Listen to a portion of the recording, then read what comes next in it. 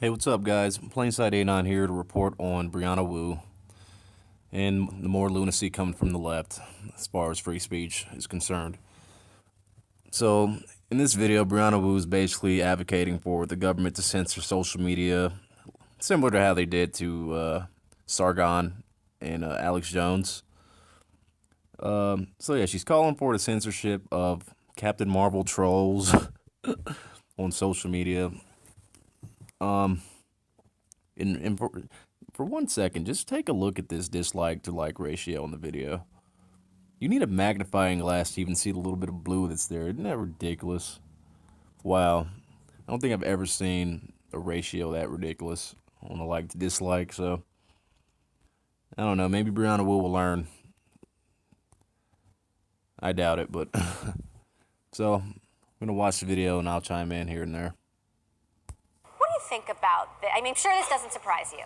I'm sure this doesn't surprise It's kind of a familiar story at this point, right? We were here with Ghostbusters. It seems like any time a woman steps forward and tries to, put her toe in the water for a male-dominated field, we're right back here. It's so frustrating. Do you think? No, Ghostbusters was just a crappy movie, which had bad acting, bad special effects, and really a bad plot too. So I mean, there's nothing good about the movie in my opinion. She says it seems like anytime women, whatever she said, put their toe forward, I don't know, they end up right back where they are. And where exactly is that? You know, this whole thing, this whole feminist thing is just going too far. It seems manufactured. Wonder Woman didn't have any problems. Wonder Woman just did great. But of course, unlike Brie Larson, she didn't open her mouth about how white men suck or whatever the hell she said, you know. So, anyway. And the social media platforms have been, they say, working hard. Twitter has made a lot of changes to fight online harassment, but does this go to show they're just not? Yeah, a lot of changes like outright banning people like Sargon and Alex. Try to find someone on the left that they banned.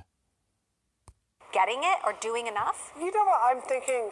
Your first story was about Facebook moving to more privacy.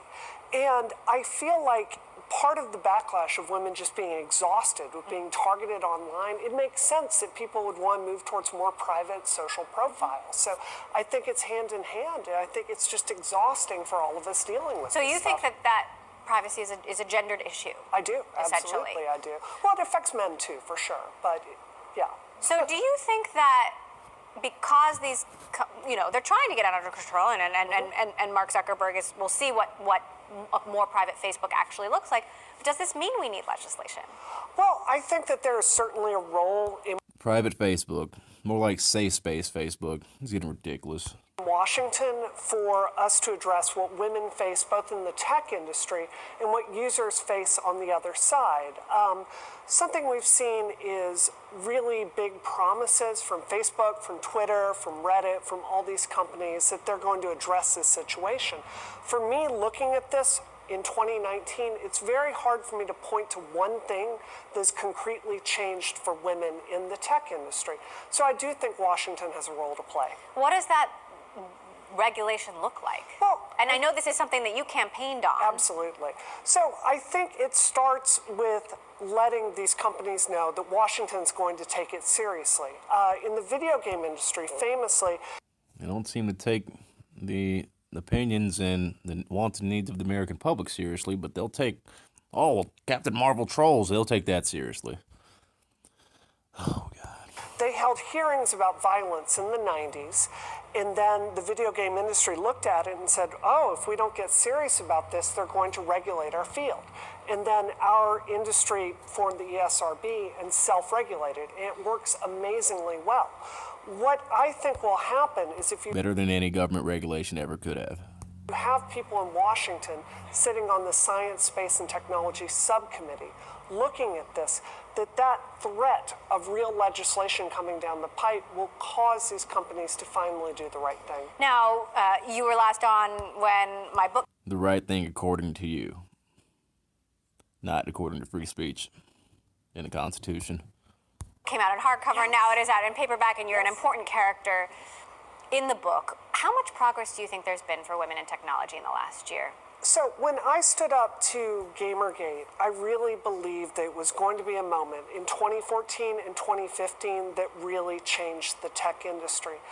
I wish I could tell you that happened. Very little fundamentally changed in this field. We're still seeing women software engineers not treated fairly. You yourself just did a story about how venture capital funds, only 2% went to women last year. This isn't because women can't compete in these fields, it's that we're not getting a fair shake. So I think we've got a lot of work to do. Now, you weaved these Allegedly.